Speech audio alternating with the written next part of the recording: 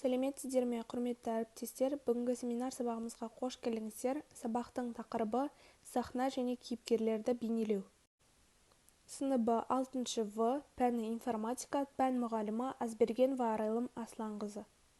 Жетістік критерийлер. Оқушылар сыни тұрғыдан ойлана алады. Тақырып мазмұнын өздігінен ізденіп, топ жұмысына белсене араласып, өзін-өзі реттеу қалыптастырады. Оқушылар алған білімдерін тиянақтауға, пысықтауға, өздіктерінен жұмыс жасауға білуге үйренеді.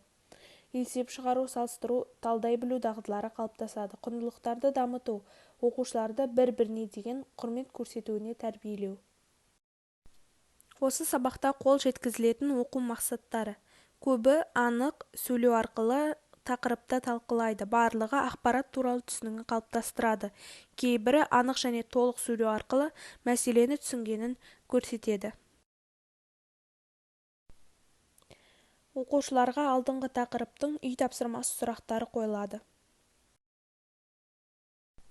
Сабақтың тақырыбы сахна және кейіпкерлерді бейнелеу. Оқушылар бүгінгі сабақта сахна және кейіпкерлерді бейнелеуді үйренеді. Түйін сөз сахна болып табылады. Оқушыларға бейне көрсетілім арқылы көрсетіледі. Сахна және кейіпкерлерді бейнелеу тақырыбы практикада көрсетіледі. Жалпы алгоритмі көрсетіледі. Жұмысқа шолу жасалып, қорытынды шығарылады. Бұл бейне көрсетілімде оқушыларға бауырсақ ертегісінің кейіпкерлерін, сонымен қатар спрайттарды қалай шығаруға болатынын көрсетіледі.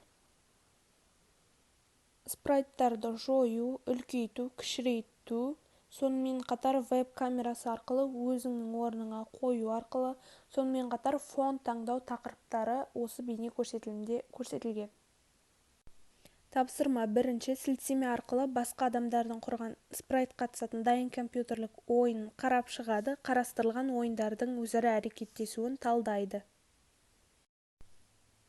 Бағалау критерийі. Спрайттардың сипаттамасы және олардың орындайтын әрекеттері 1 балл. Спрайттардың өзара әрекеттесуі 1 балл. Сахналардың сипаттамасы 1 балл.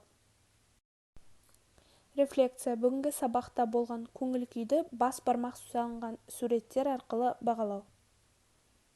Назарларыңызға рахмет, сау болыңыздар.